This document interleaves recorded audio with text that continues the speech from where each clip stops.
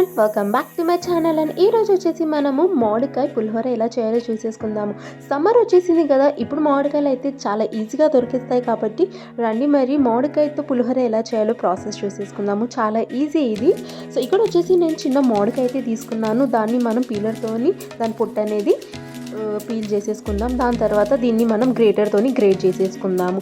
మామిడికాయ అనేది బాగా పుల్లగా ఉండాలి, స్వీట్గా అసలు ఉండకూడదు. కొంచెం మగ్గినగా ఉన్న పులిహోరకి అయితే పనికి రాదు. సో ఇలా పచ్చిగా ఉన్న కాయ అయితే తీసుకోండి, దాన్ని నీట్గా ఇలా గ్రేటర్తోని గ్రేట్ చేసుకోండి. మీరు ఎంత పులిహోర చేస్తున్నారు దాన్ని బట్టి కాయలు అయితే తీసుకోండి. ఎక్కువ అంటే ఒక 2 కాయలు తీసుకోండి. నేను ఇక్కడ 1 గ్లాస్ రైస్తోని పులిహోర చేస్తున్నాను కాబట్టి ఇలా చిన్న కాయ అయితే తీసుకున్నాను. ఇలా గ్రేట్ చేసిన తర్వాత దీన్ని మనం పక్కన పెట్టేసుకుందాము. ఇప్పుడు వచ్చేసి ఒక కళాయి తీసుకుందాము. ఆ కళాయిలోకి అయితే నేను 2 టేబుల్ స్పూన్ ఆయిల్ అయితే వేసేసాను. ఆయిల్ వేసిన తర్వాత దీన్ని మనం మీడియం ఫ్లేమ్లో వేడి చేసుకోవాలి. ఆయిల్ అనేది వేడి అయిన తర్వాత దీంట్లోకి మనం జీలకర్ర ఆవాలు అనేది వేసేసుకుందాము.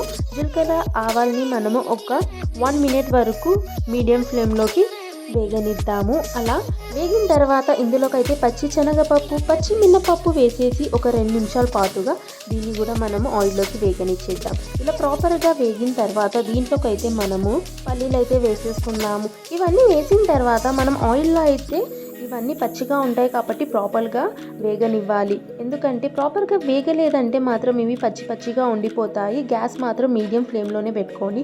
హై ఫ్లేమ్లో పెట్టారంటే ఇవి నల్లగా అయిపోతాయి అండ్ పచ్చిగా ఉండిపోతాయి.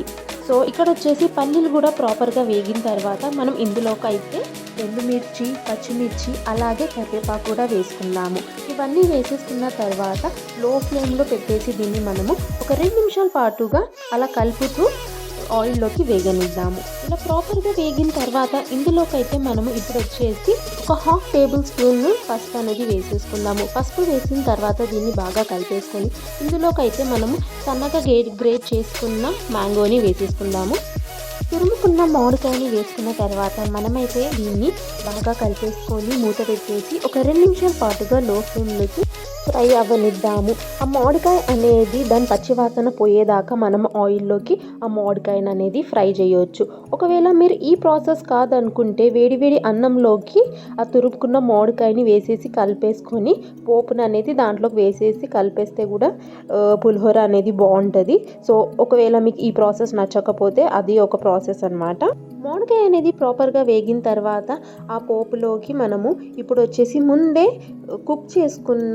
వండి పెట్టుకున్న రైస్ అనేది ఇందులోకి వేసేసుకుందాము. రైస్ అనేది కొంచెం పొడిలాడుతూ ఉంటే బాగుంటుంది.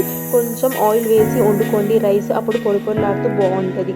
సో రైస్ అనేది ఇందులో వేసేసిన తర్వాత మామిడికాయ ఇంకా మసాలా మొత్తం ప్రాపర్గా రైస్లోకి కలిసేటట్టుగా కలిపేసుకుందాము.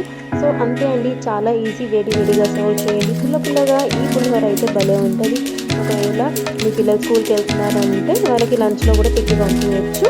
సో చాలా ఈజీ, చాలా టేస్టీ. మీకు ఒకవేళ ఈ రెసిపీ నచ్చినట్లయితే మీరు ఖచ్చితంగా ట్రై చేయండి. అండ్